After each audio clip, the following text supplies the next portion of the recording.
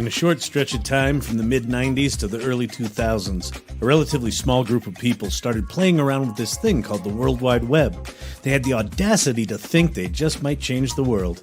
This project introduces you to the OG players from those hallowed days and lets them tell you what it was like and how you should have been there.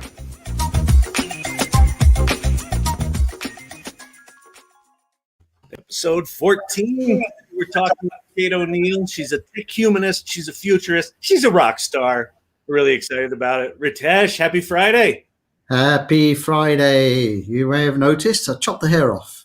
I know. I'm still sporting the mullet. I have about a 10 days left until I don't want to sort of spoil it, but I've got an event happening.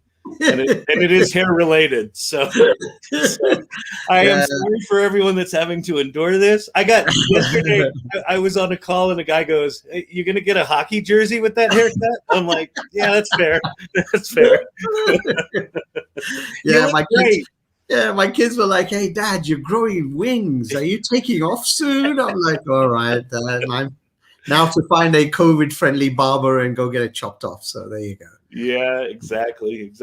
All right, well, let's get some of the housekeeping out of the way. I want to jump into this conversation because it's going to be good. This is going to be fun. It's going to be a fun one.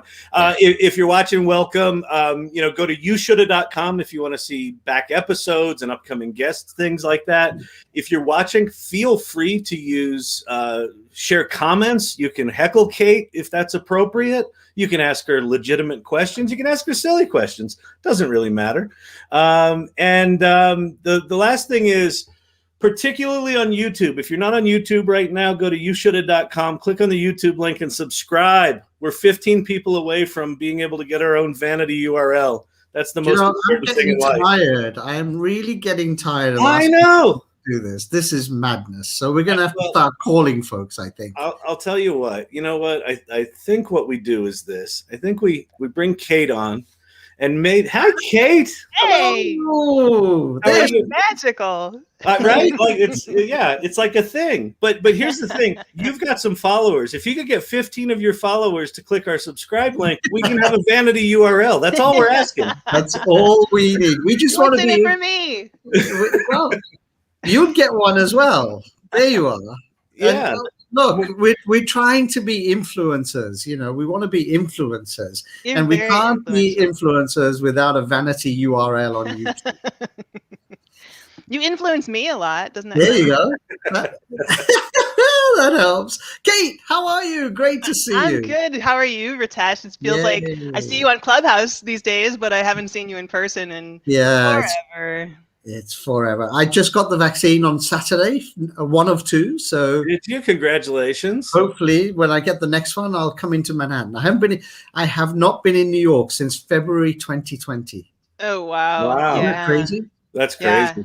I haven't been off the island since February 2020. So there you go, right? It's funny because Kate used to travel everywhere and give these amazing speeches. So what's been going on there? Are you doing more virtual work or virtual? All virtual, 100% virtual. And by the way, I just got my first shot of 2 yesterday. And I will 100% encourage everyone watching and listening, get the shot. I am having some of the weird side effects of headache and fever and stuff like that. But it's so worth it. It's so worth it knowing that that's the worst it's going to get. And I'm not going to have long COVID. I'm not going to be on a ventilator, so exactly. And it's important for the health of other people who are more vulnerable. So I'm kind of cycling through that. I don't feel so well, but I'm so excited to be talking to the two of you. So bear with me. But Ritesh, it's been a year of nothing but virtual, which amazing, right? Yeah, it's not like I've never done, webinars and virtual presentations before, but it was never the only thing that I was doing. Very weird. Yeah, very weird. Well, for you especially, not being able, because you're really good on stage, you connect with the audience, Kyle, Julian, remember Julian Aldrich, who used to work for agency.com in California? Yeah. We had Kate and I do a thing at Charles Schwab. That's the first time I was able to see Kate on stage. It was fantastic, Thanks. You were too. I really enjoyed hearing your story. It was a really fun event and day, and all the other people we were speaking with were fantastic as well. But I mean, I love that experience of being on stage. I love, it's so organic to connect with people who are sitting in the audience in front of you that, you can kind of feel the energy that they're bringing, and, you kind of had this kind of amplification that goes on. With online, obviously, that's a little more challenging, and it's a void. There are some tricks into the hole. Yeah, there are some tricks to it, but it's a challenge for sure, trying to get that kind of like psyched up energy in like where everybody's been looking at boxes all day, and this is just another box they're looking at. Yeah, exactly.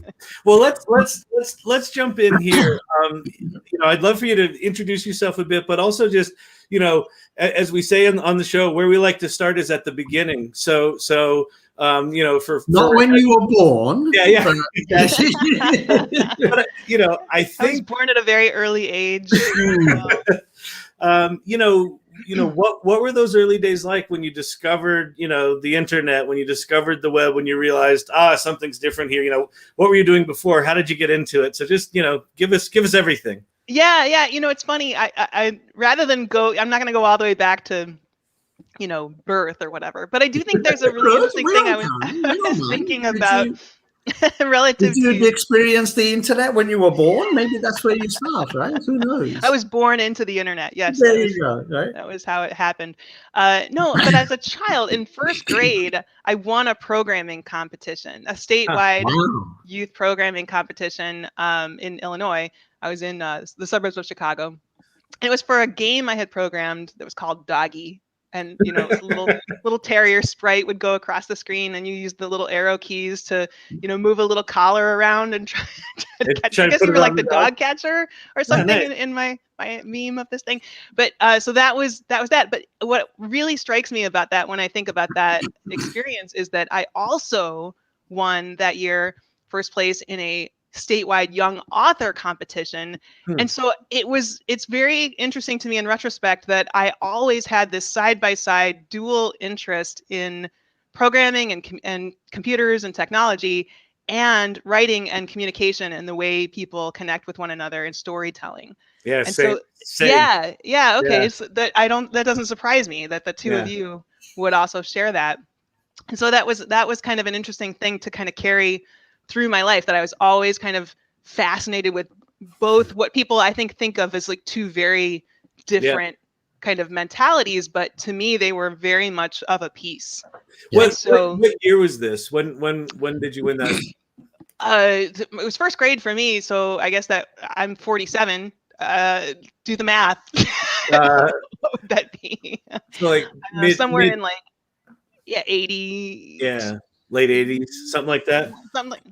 Whatever it was, somewhere in that time frame. And then so fast forward, in college I majored in German, which obviously is not what anyone would expect for someone who spends their career in technology. But the web didn't exist yet. I graduated from high school in 91, so started in college in fall of 91. And literally, as we know, the web didn't exist yet. The internet did. Yep. And I had already, been on message boards and BBSs and email and stuff like that. But when I got to college, I got really indoctrinated into like MUDs. If you remember MUDs, like multi-user dungeons or multi-user domains, depending on what acronym you expand it to, or what you expand that acronym to.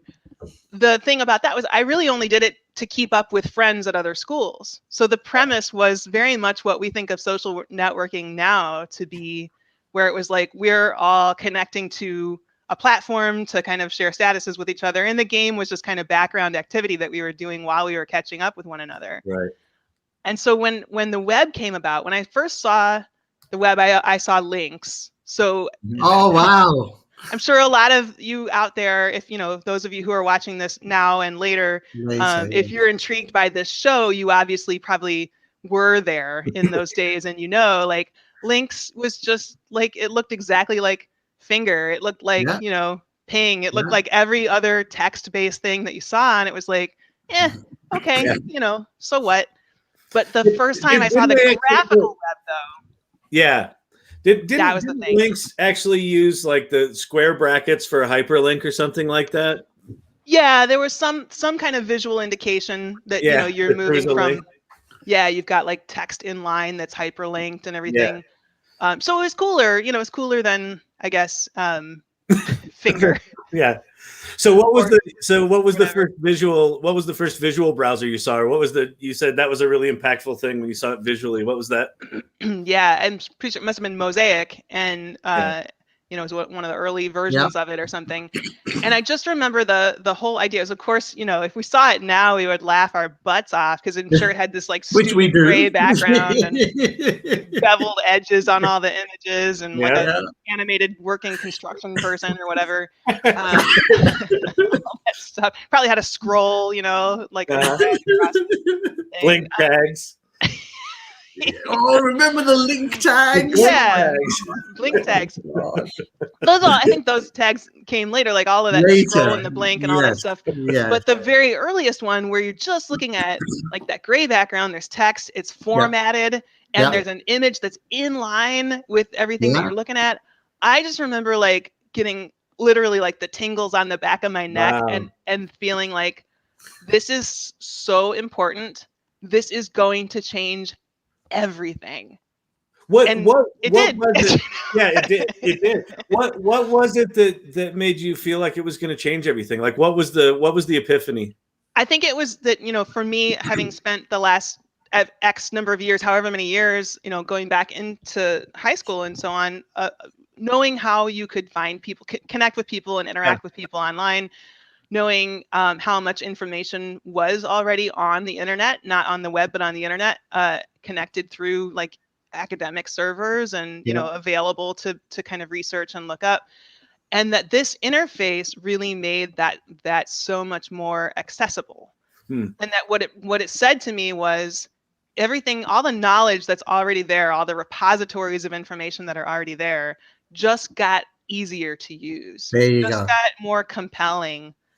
And that was a really, really exciting moment where I think it was just, I don't know how many other times, actually I can say there's one other time in my life that I've ever had what felt like, if you saw it in a movie scene, it would be like one of those composite images of like a whole bunch of speedy scenes like flashing at you or whatever. Like it just felt like I could see the future all of a sudden. Wow.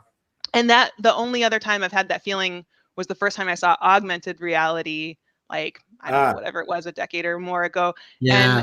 And I thought the same thing. I thought like, this is going to change everything. Of course it hasn't yet, but it will. I think it will.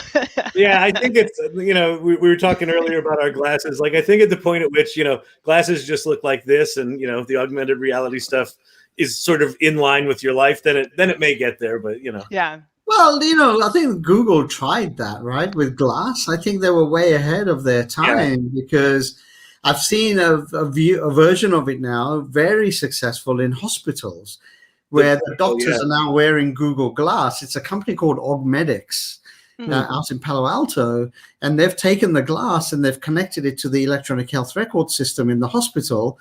So basically, the doctor's sitting in front of you, they're talking to you, and they go, hey, Glass, pull up the record for, Kate. I want to see when her last injection shot was, and it appears on the top right. It's really slick. That's great. So you've got like a patient safety use case for that. Yeah. That's awesome. Yeah, I love talking to Ritesh about technology because he's always got the healthcare angle on everything. Exactly. And that's, I mean, hey, that's super important. That is an enormous impact that's going to have. So here you are, you get these things on the back of your neck and you're like, oh my God. So what made you decide to say, you know what, this is something I need to be a part of? So what happened next was I was actually supervising the language laboratory at University of Illinois at Chicago, where I was an undergrad. And so that was, I had mentioned earlier, I was a German major, Russian and linguistics double minor with a concentration in international studies. Like my ambition was to be an interpreter at the UN. That's how I conceived of my future.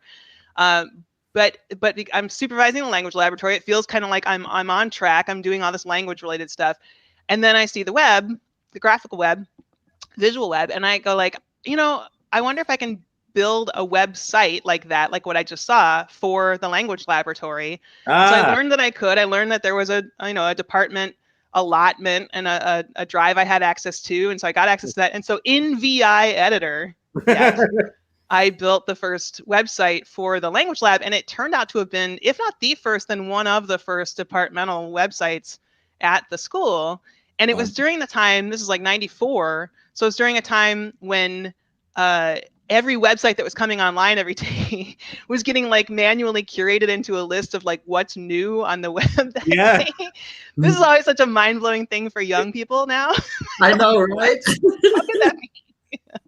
But it's like, 10 new sites were coming online every day. Yeah, well, that was, I mean, Yahoo was, they took that to the, next level, and it was the curated, here's the list of the internet, right? Yeah, the list of the internet, exactly. Here's your curated guide to the internet. Yeah, so I built that, and it had the, webmaster at Lang Lab at UIC, whatever.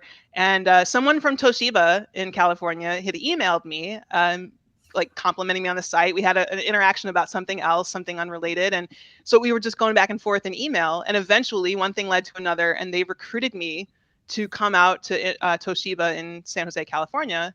And initially it was a tech writing focus, which I did a lot in my early years in my career. Right. But I ended up taking on a project of building an intranet for the engineering department that I was part of. I didn't know how to do it, but nobody else did either. Yeah, exactly. I figured it out. Well, that's the theme that we see in all these shows, is that like, well, no one else knew how to do it, so we might as well. We knew it enough. Yeah, so there is just a Sun Spark Station 2 box sitting on my desk. And it turned out to have been the first intranet that was built at Toshiba. So then it became kind of like a template for other departments and for the company as a whole. So yeah, interesting stuff back then. It was like these early firsts that I didn't even realize were happening. It was just curiosity. It was just like, fun. Did you work for Toshiba, or were you still in school just doing it? No. You actually went to Toshiba to work there. Yeah, I graduated in 95 and got recruited in 96. And so I moved out to California, and that's amazing. Yeah, so it was my entree into Silicon Valley in 96. I stayed at Toshiba for about a year, but I think I felt like I kind of like maxed it out, and there was it was not exactly misogynistic, and I always say like it wasn't so much a glass ceiling as a steel reinforced ceiling that I felt like I was going to bump my head up against at some point. Well, it's all engineers as well. I mean, come on, right? That's the other bit, right? It was cool though. Was it? Yeah, they were building the chips that went into the Sony PlayStation, so they had to deal with Sony to provide those chips. So it was my only foray into hardware. It was interesting, but the rest of my career was in software and the web in general. So what happened? You go from Toshiba to where did you go next? So the next company is a Throughput Technology. So it's the first startup I went to work for, and it was a startup that was a B2B. They're doing manufacturing software. In fact, it was advanced planning and scheduling software for discrete, complex manufacturers. Like I remember the tagline or whatever. That's amazing. Toshiba Internet to changing the factory. Yeah. That's, I feel like this is the thing, is all my life, I'm such a collector of interesting things, like anything that fascinates me or makes me curious. I want. Yeah, let's have that, right? Yeah. Amazing. So now you're changing the factory. Yeah, so I went there as Tech Pubs manager and web manager. So I built their website or the next generation of their website for them. And so now it's like this kind of dualistic, like I'm building some expertise in Tech Pubs, and I'm building some expertise in like web building and intranets and server stuff. And so then it's like a little bit of a pivot point, like which way am I going to go with this? Like the next step.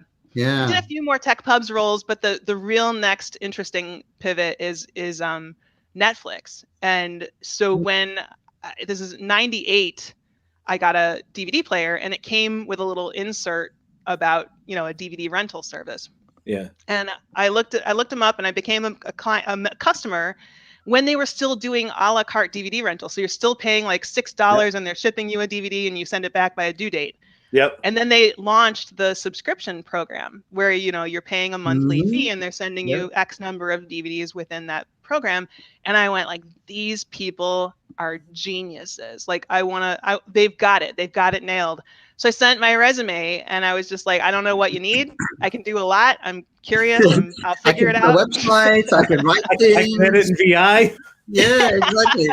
I can change the factory floor. Yeah. I can speak German. Whatever you got, I'll do it.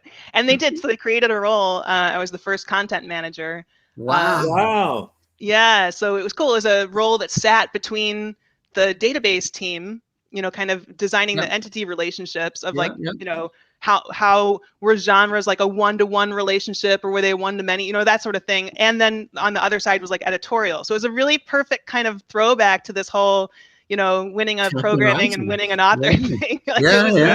It's always been that sort of like being a translator of the technology and the communication side. So that was a great moment for that.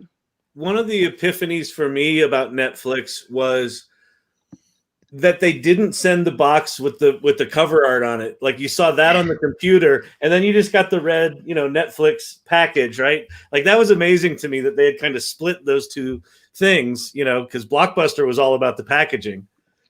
Well, no, but if you remember in the store at Blockbuster, you're still looking at like they had the packaging, but you're still taking out like the Blockbuster generic, like blue and white wrapped, kind of package. So it's very similar in that way. Yeah. And at Netflix, once they started the subscription program, there was an awareness that every bit of efficiency around mailing that still preserved the integrity of the disc, so as little breakage as possible, was going to be a win for them. Like every increment was going to be huge exponentially.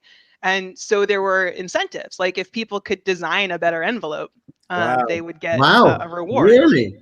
Yeah. Amazing. So a lot of people came up with like incrementally better designs and the envelope designs kept changing. And I was only there for like a little over a year. And a lot changed in that time. I mean, it's an early days startup, so things change a lot.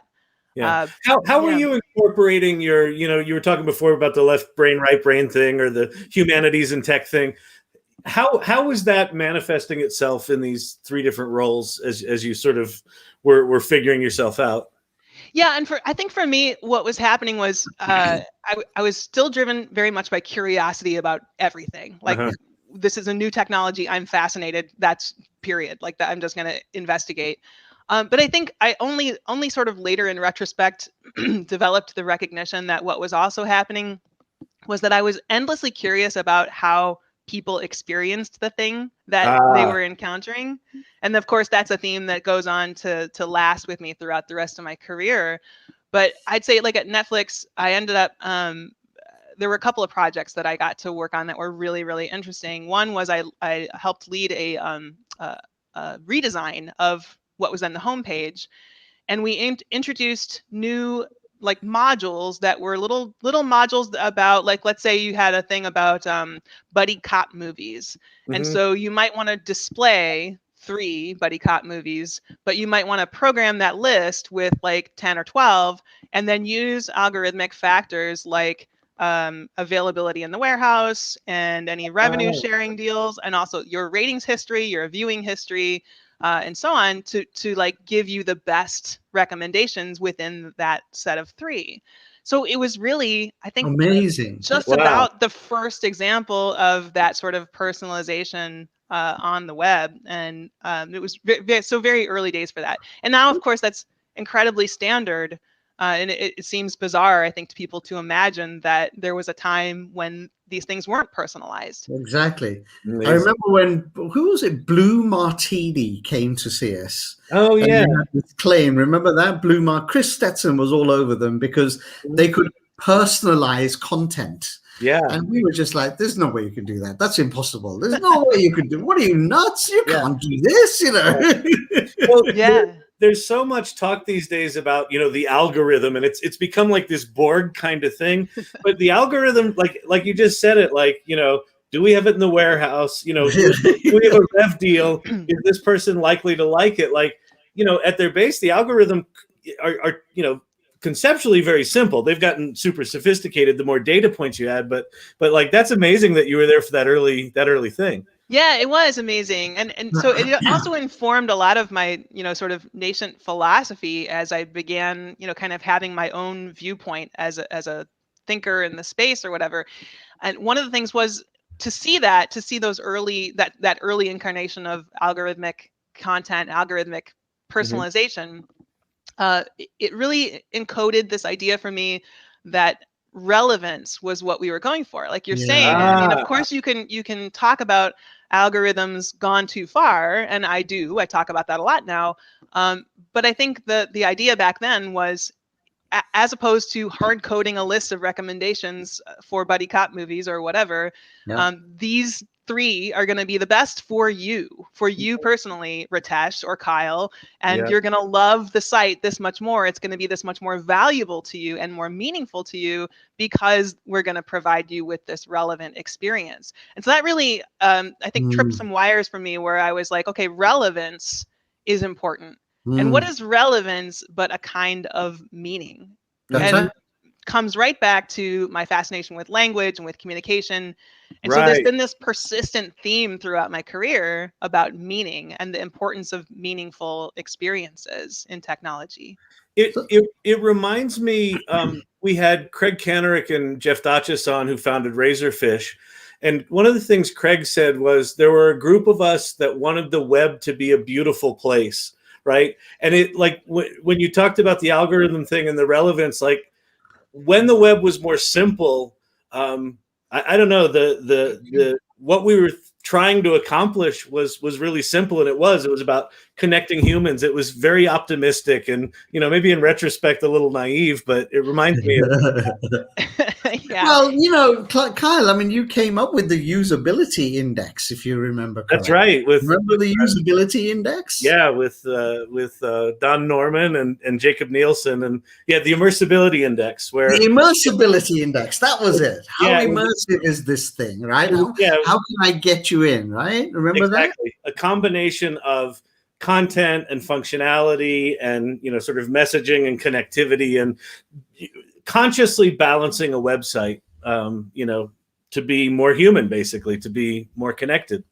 Yeah, I like that. And then, so what I found over the years, that relevance I could think of as a form of respect. Like a form of respect that a site or a company is showing to its customers or users or visitors or whatever through that web-based experience. And whether it's because it's of immersiveness or usability, or it's really how relevant is this to what you are trying to accomplish in the world right now. Like if you're trying to find the map of a hospital on a hospital website, good luck with that, first of all. But let's make it easy for you. Let's make sure that we can kind of parse out from your visitor information the sense that you may be interested in visiting the hospital, and serve you up that content. So I think that it was a little naive, to your point, Kyle, but I think that was the intent, was to say, if we can use analytics, use kind of intuition about people based on what we're seeing in the data story about what they might need or what they might want or what might foster the most meaningful relationship with the company or the brand at this point in the transaction or interaction, let's serve them up that and test to see if that's actually true, if that does in fact work. It's a very empathetic point of view, right? It's let's look at the data, but through the eyes of the customer, right? And that was always the thing we struggled with, is how do you make this big company, not only say they're listening to the customer, but actually listen. To actually do it. Yeah. And I think that's the thing, is like I've been saying the phrase relevance is a form of respect in some form or other since like the mid 2000s, when that that thought came to me. But ever since then, I added a caveat around 2011 or 10 or so, that discretion is too. Relevance is a form of respect. Discretion is too. Like, balancing the fact that we know a lot about you, like we can glean a lot about you and track a lot about you. We should serve you up something relevant because that's a respectful way to interact with you. And also, we should make sure that we're not creeping you the heck out with the way that we're infringing on what you may think we know or don't think we know or whatever. And also, we should probably be pretty clear about why we're serving up this relevant content. I mean, we probably want you to buy from us. We want you to sign up. We want you to do whatever the thing is we want you to do. I think the more companies are, as you said, Kyle, it's a really empathetic position, and trying to get companies to actually live to that value is the trick, and that's kind of what I've dedicated my last X years of my life to doing. But I think people really want to. Leaders of companies want to. That when we talk about this, they're like, that makes total sense. Yeah. It's just a question of when they faced with the day-to-day trade-offs of, oh well. Will I be able to convert like 0.1% more people if I make this just a little creepier and more invasive? And that's going to mean like $1 million more by the end of the year. And by the way, piss everybody off in the process. So I might lose 10 million because of it, right? Yeah. I mean, so here you are, you're at Netflix, you've done this amazing thing. And I remember Netflix launching because I was friends with the guys who owned the Blockbuster franchise for New York, New Jersey, and Connecticut. And I remember saying to them, guys, this thing, I'm not sure, but I think your business model is about to get hit, right? Tell them I'm sorry. Yeah, exactly. So there you are at Netflix. And then what? Because obviously you sort of said you did a couple of years there. Yeah. It was kind of a funny story that I'm sorry, I keep like doing the casual thing of sitting on my leg here. It was kind of a funny story where at that point I bought a house in Portland, Oregon with the intention of continuing like to keep my rent control department in San Jose and then fly back and forth each week. From Portland. A lot of people were doing that because, San Jose real estate was expensive as hell. Ridiculous. Exactly. Yeah. I remember that. Yeah. So I did that. And then it was only a few weeks of doing that before it was just like, this is untenable, really. So I stayed in Portland. I did some consulting and that was really fun, but it was also 2001. And so I hit the summer of 2001 with the Enron, WorldCom, all that stuff. And a lot of hesitation in businesses. Like, we love what you're offering, but maybe talk to us in like 3 to 6 months. And then when 9/11 happened, they were like, talk to us in like 9 to 12 months. Like, or maybe 2005, call us back, right? Yeah. And Intel was based up in Portland, right? Intel had a big base. Oh, Intel. Were they based at a big base in Portland at the time? I think you're right. Yeah. Because I remember going up there, we had Compaq as a client. Right. Same thing, the day before 9/11, I think we maybe had 50 people on that Compaq team, Kyle. Yeah. And 2 days after 9/11, we basically had to lay off 40 of the 50. It was crazy.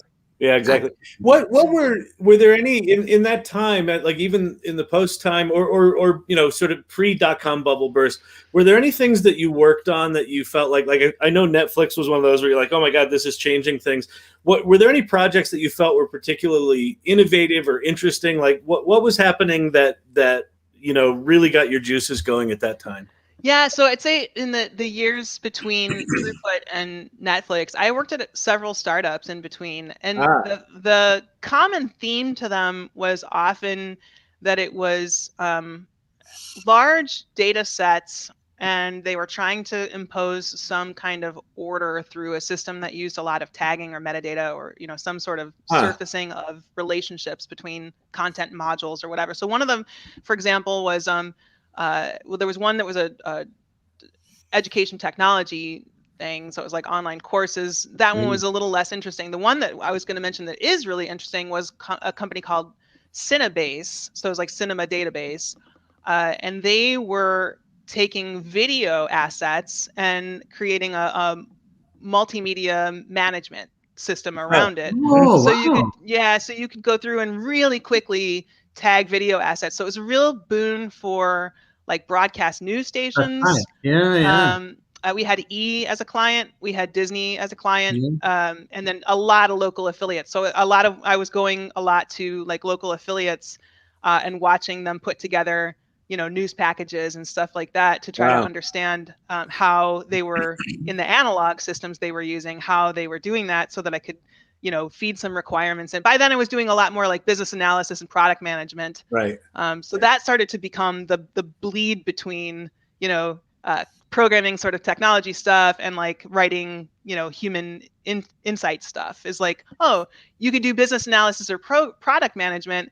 And then you're saying like, here's how we can actually make the human experience better if we include this technology. So it's like so you were really the translator. I mean, it goes back to your education and languages and whatever else. You were saying, okay, business, what do you need? Okay, techies, this is what you need to build. And let me be your translator in the middle that tells you what you should do in both ways, right? I mean, yeah, exactly. Right? And I really consider myself very lucky to have been doing that work at a time when we didn't have the terminology of like user experience, UX, we didn't have the terminology of like information architecture. I think some of those, the terminology was extant, like people were starting to say it, but it wasn't, it didn't dominate the job descriptions, and it wasn't like people were scoping roles based on an understanding of what those functions were. So I got to do that stuff, in roles that were actually like, my title might have been senior technical writer or something like that, but I was actually doing information architecture and user experience and, content management and all this kind of content strategy and really kind of a broad range of things. You could be a generalist in that kind of. That's the main thing. I remember when we started the IA department, right? All of a sudden, we had so many. They were like, "Whoa, we need a department now." So now we had a user experience. It wasn't even user experience; it was information architecture. All of a sudden, the IAs all created a department for themselves, and they were still part of creative. Yeah. But they were a subset of creative. We are the designers of the whole building, the house, and where the rooms go, and where the windows will be. And you guys can then paint them if you want. Yeah. So I think it's a really fortunate thing, and I don't know how that's ever going to translate for anyone else. I'm sure there will be transformative technologies that make their way into the scene, and I'm sure that there will be early stages of that. But man, the early years of the web and figuring out web-based experiences and so on, you had to figure out, you had to be a person who could wear a lot of hats and figure things out, like how this would live over in this space, and be a busybody and understand kind of what's happening in the code and what's happening in the business operations, or whatever. I mean, you had to kind of get your hands dirty in all of it. And that's made me so much more able to see across organizations as a strategist, as a consultant, years and years later. Yeah, it's just incredibly helpful. And I don't know how I would have ever had that kind of breadth of perspective without that experience. Do you find, even with new, because, just to give you, this all started with a couple of drinks and a text message exchange with Kyle. And I tell you no lie, within 5 days, I get another message saying, okay, it's all set up. I've got the website. I've got StreamYard set up. I've got a transcript. I'm like, wait, in 5 days? Like, this in Web 1.0 would have taken us a year. Just to figure out how to broadcast live and build a player would have taken 6 months, right? Yeah. So do you find that you because of that experience, that you can adapt to these new things easier? Do you find yourself adapting easier, do you think? Do you think that experience? That's interesting that you say that. I mean, there are certainly like the trade-offs of convenience, as you say. Kyle's able to spin this up really fast. The trade-off, of course, is the behind the scenes of what's going on here is like spaghetti, right? You don't want to think about the complexity of architecture and code that's behind this. That's right. And all of those shortcuts that have been taken along the way, and all of the patches and everything. Yeah. So I think there was something very appealing to me about the pure simplicity of handwritten code and handwritten CSS and all that sort of stuff. And then now you get to the point where you have I look at my own WordPress site and I just go this is getting way too complex. I have to bring on all these modules and themes and all this stuff. And it's also not my focus anymore. I'm running a business, and so I don't spend my time tinkering. But at the same time, I think it is just a little more complex and a little uglier. Yeah. Well, let me flip it on the other side and ask you about the human aspect of this. I remember in the 80s, I was doing desktop publishing and I was working at an ad agency, and I remember walking down this hall and there's this old guy at a drafting desk, and I stopped and I said, "Oh, what are you doing?" And he was taking, rolls of tape to make horizontal and vertical lines on a print layout. And I was doing desktop publishing. I'm like, oh, I just draw that with a box. And I realized, oh my God, this guy's job is gone. Like I'm watching a guy do something that, that I'm about to make him redundant, right? Yeah. So when you were in those TV shops and watching how they were doing things, I mean, did you have a similar sort of thing? Like, did you realize, oh my God, the way you're doing things right now is going to be gone? Yeah, I think there's been a lot of that, and certainly there's a lot of that now in the work I'm doing around the future, the impact of data and emerging technology on the future of humanity and the future of meaningful human experiences. I have a lot of conversations in my work about the future of work, the future of jobs, automation, displacement and replacement of workers due to robots and automation. Yeah. But yeah, I think at the time, like those news broadcasts and watching the editors using their like little wheels to spin through tape, and I mean it was Right. really fascinating, and also I think my hope at the time was this is going to make your life a lot easier. Right. That you'll learn the skills, just like that guy putting the tape down. Yeah. You probably are hoping like. I hope you'll learn. I hope you'll kind of pick up the skills to do this on a computer. Yeah.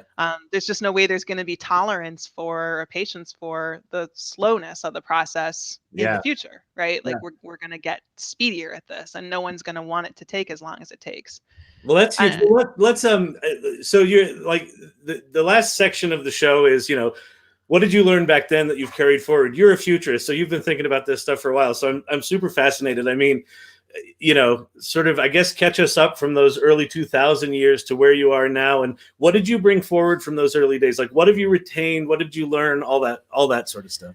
Yeah. So it's interesting. The one thing that happened in the 2000s was I moved to Nashville because I had been writing songs all my life as kind of a side thing. And I thought, now's the time. Now this is getting interesting. Yeah. We're going from Silicon Valley to Portland, Oregon. They moved back to Chicago.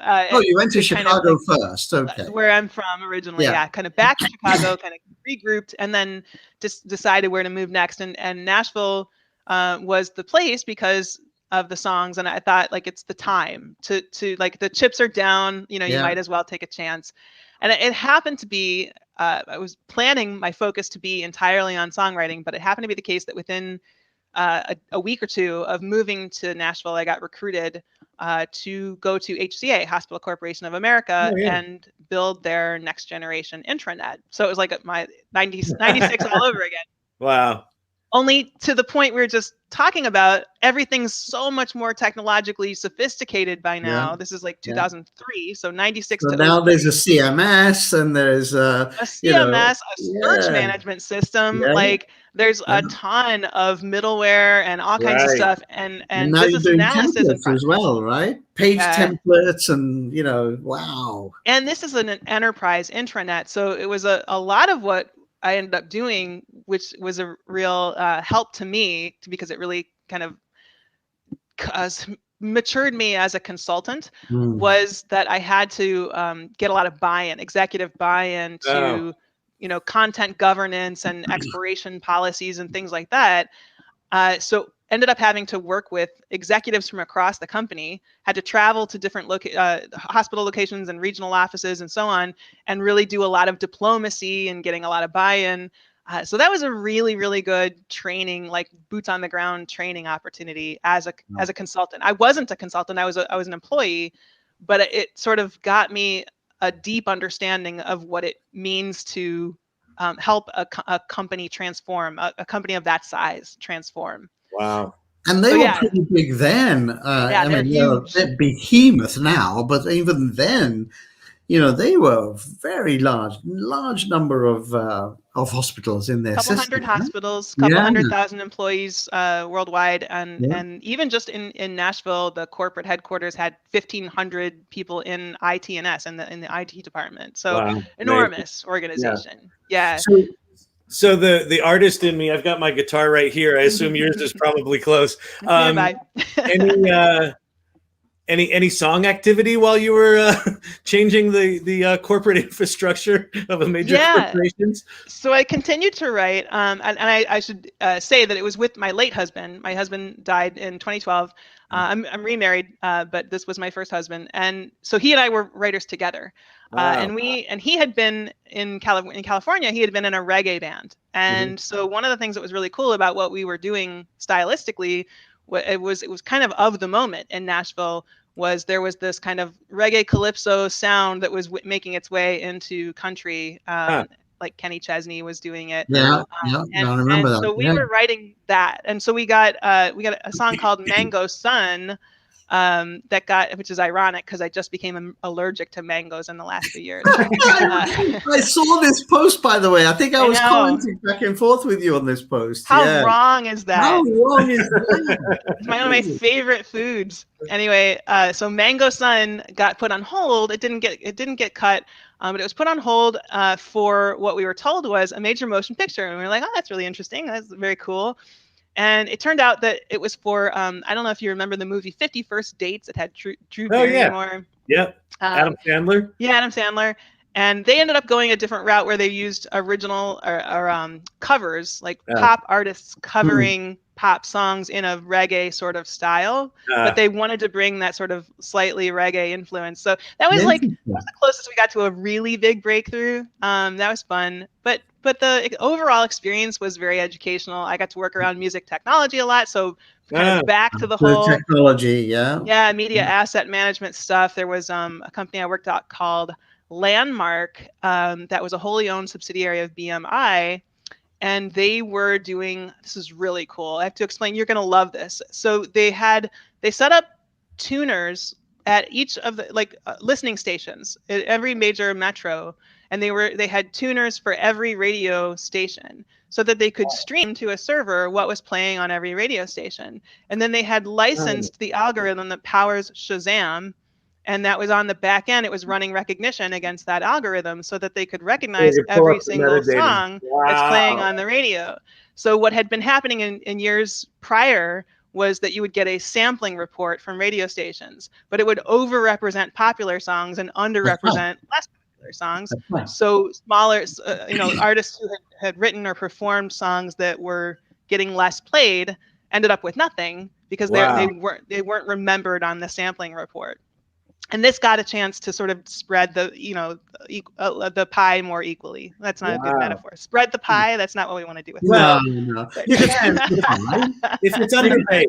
Yeah, you could maybe cut the pie. Yeah, exactly. It was really, really cool. And they got subsumed back into BMI at some point. But it was a fun experience to think through that complex of an operation and all of the software pieces and tech transfer pieces and everything that needed the data and the sound and all of that being brought together, right? And it was there were a lot of like-minded people in that. At Netflix, it was a lot of movie nerds like myself who were also data and technology geeks. And then at Landmark, it was music nerds like myself who were also data and technology geeks. So that was really fun to get to experience that. How long were you in Nashville? How long did you stay? 03 to 15. So 12 years. Wow. Yeah, and so after I left HCA, I actually did the agency route. I was managing director at a small agency called Sightning that produced Raven tools. They're an SEO product if you've ever run across it. And so they decided to not be in the agency business anymore. They wanted to go product only. So I spun up my own agency called Meta Marketer, and it was a analytics and strategy company, and it ended up being, again, it was like the first of its kind agency to focus very much on analytics as a service, to setting up analytics implementations for companies and helping them think about the data model that they were putting in place across their company so that they could get meaningful insights back about their customers and about their business. Wow, that's cool. Yeah. When was the when did you start writing and the speaking thing? Like it seems like there was a doing section of your career, and now there's maybe this. Now there's an evangelist. Like when did that transition happen? I actually skipped one job in there, and that was where that started. And one was I was at magazines.com, probably between whatever, it was somewhere in the mid 2000s. And I was leading up customer experience and product development. And we put in Omniture for analytics, right. and it was before it was acquired by Adobe, and we put in Informatica for A/B testing and optimization, which was then acquired by Omniture, which was then acquired by Adobe. Wow. But I was doing the when I got my hands on Informatica, I could not wait to get my hands dirty with it. It was like back to those old days of like, I'm just going to build the intranet on this Sun Spark Station 2. Yeah. So I had, they had this like 2 or 3 week ramp up process to get you started on the package. But as soon as they gave me the login, I set up a test on our homepage and they were like, we like you. You're our kind of customer. Who are you? So I got, they started bringing me out to talk to their customer base, to talk about, they were like, she's not following best practices, she's setting best practices. And so it was really fun. It was a chance to talk about, what we could do with A/B and multivariate testing that would tell us meaningful things about people and help us create more relevant experiences. So there's the beginning of taking that story out. And then, of course, when I was running my own agency, it was a great source of business development for us. Yeah. But eventually I was like, you know what? I don't like the agency part of it. I like the speaking part of it. Oh, that's funny. Yeah, I think I'm going to have to talk to you about careers next. Come and have a cup of coffee with Kate O'Neill and get some guidance here. So, but how long did you do the Meta Marketer? Yeah, Meta Marketer. It was 5 years. And that's a long time. It was a good run. It was. And in 2014, I exited it and started KO Insights, which is my company now, focused on the speaking and research and consultancy. But it was really the time. It was time to do it because in 2009, when I started Meta Marketer, offering analytics was very much this kind of strategic process. It was like, let's sit down with you. Let's make sure we understand holistically what you're trying to do. By 2014, Google Analytics had eaten the world, and everybody was just like, "Can you just install Google Analytics for us? And can we just pay you $200 to do it?" Can you set up the can't run a business? No. So it had become commodified. Like everything does. It's kind of like my business was the guy putting the tape down instead of desktop publishing, right? So it's time to mature it. Time to move on. What so where are we now? What's the as we wind this up, we've got, as Ritesh and I often say, we've got day jobs to get back to at the top of the hour, but like, give us a shot of the future. Like, what are the things burning in your brain right now? Yeah. So what's really interesting to me is, and I'm working on a new book, it should be, I'm hoping that it'll be out end of summer or early fall. Great. I'm working on that. I just finished Tech Humanist. You can't do this to me. It's been since 2018. That one came out long ago now. I just finished it. Well, good. You got another book to read. Okay. So this one's called A Future So Bright, and it's all about taking an optimistic view of strategy and using a view of the future that acknowledges the risks and harms, like surveillance technology and facial recognition and that sort of thing, but also looks at the opportunities to build out good solutions at scale for humanity. So how do we mitigate those risks? How do we make sure that those don't come to scale? How do we build out the best futures for the most people? And I look at things like the UN's Sustainable Development Goals, 17 goals, and the fact that I've collected these headlines from AI launches and proofs of concept, and you can map those AI launches, many of them, to the Sustainable Development Goals. So there's projects out there to clean up plastics from the ocean. There's projects to get water into underserved areas for water. There's food supply issues. So I think there's a ton of ways that we can use AI and other emerging technologies to solve human problems at scale. And I think the effort is going to be to try to find the business incentive and the business alignment to do so. So I'm really trying to, get the mentality right around aligning. It's just like with Tech Humanist, and there was the same premise there with aligning business objectives with human objective or business incentives with human objectives and bringing those to scale through technology. This is just more focused on, let's think about building this for the future. Let's make sure that we're thinking about the next 10, 20, 50, 100 beyond years, and that what we're building is actually going to be incrementally and continually improving quality of life for people, as opposed to incrementally creating dystopic outcomes for us. Right. Yeah. Where do you fall? This is just a slight aside. Where do you fall on Elon Musk's Neuralink? Like that feels like one that quickly goes potentially to dystopian future, but it's also, there's really fascinating stuff. Where do you fall in this optimistic lens with stuff like that? Yeah, I think, and I would say, I'd look to Ritesh. He would probably have some really great examples of how this could benefit people on the healthcare side. And I'm sure that that's true. I do think that, Kyle, to your earlier point, there's some naivete about some of these technologies. And since you can easily recognize how it could go off the rails, I think that tells you this is something we have to build some guardrails around really, really fast, and make sure that, we've got whatever regulations or understanding in place about how this can be used, and how we can make sure that it's used in the right ways that are going to enhance people's lives, not detract from them. And I think that was the original goal in 1995. The internet wanted to put knowledge together so it's available to all, right? So we can all learn and grow together. I think you're right. Do you think that the regulators understand this stuff? No. That's the fear I have, right? No, I would say that we're woefully behind on, in the U.S. especially, in our government understanding the technologies that are being built in our country. Obviously, I think that other countries' governments are probably behind too, but the majority of them are coming from this country, and we're not providing education to our government. To create the right kind of regulations. I see some change with that. I see a lot of people going into, government advisory sort of technology roles. And I think that there's going to be some great opportunities in the next few years for civic tech, for governance around technology, and there's some great people heading into that space. But no, I think we need to go a lot farther, because regulations definitely need to happen around a lot of this tech. And I think we need people who can really understand what the implications are going to be on either side of that. I think the other thing is, the rush for monetization. I remember 1996.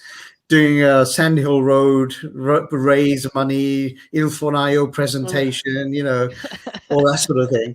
But it seems to have gone further to the right here. And, we have a campaign we just launched called Stop Hate online, right? And we worked with all the platforms, went to all of them to say, we want to do this. And everyone has said, no, we got this. You don't need to do this. And we kept showing them, no, you don't have this. You may tell politicians you have it, you're telling the public you have it, but you're attacking 1% of the hate speech on your platform. So we're going to attack the other 99%. Right? And they were just like, no, don't, this is not right. And, we can do this. We don't need you guys to do this, So I think that's the worry I have as well, that there's this arrogance that we can control it, we can do it, when they really can't. Right? Well, I think a lot of it is just having these conversations and making sure that the discourse gets elevated to the people who are making decisions. So, I think unintended consequences are a natural byproduct of technology, because we're seeing so much that goes to scale. But to your point about Sand Hill Road and venture capital, I think we've seen the outcome of taking things to scale without considering how that's going to amplify, and what that's going to amplify, and who that's going to harm in the process. So I think, we're having much more rigorous, rich conversations about this. And I think that just needs to continue to amplify. And so I'm really grateful to talk with you guys about this wide-ranging conversation that brings it all in. Yeah, well, we're so happy to have you, and glad. We could go for another hour here. I know. Kyle, I think the last three we've said exactly at this moment. We could go for another hour on this. Yeah, I feel like we're just starting the conversation. Yeah, 100%. Exactly. So we should do that. But thank you so much for being here. Really, really appreciate it. If you hang on for just a sec, let me wrap up the show and we'll be back. So absolutely. Thank you so much. Really appreciate it. Well, that was great.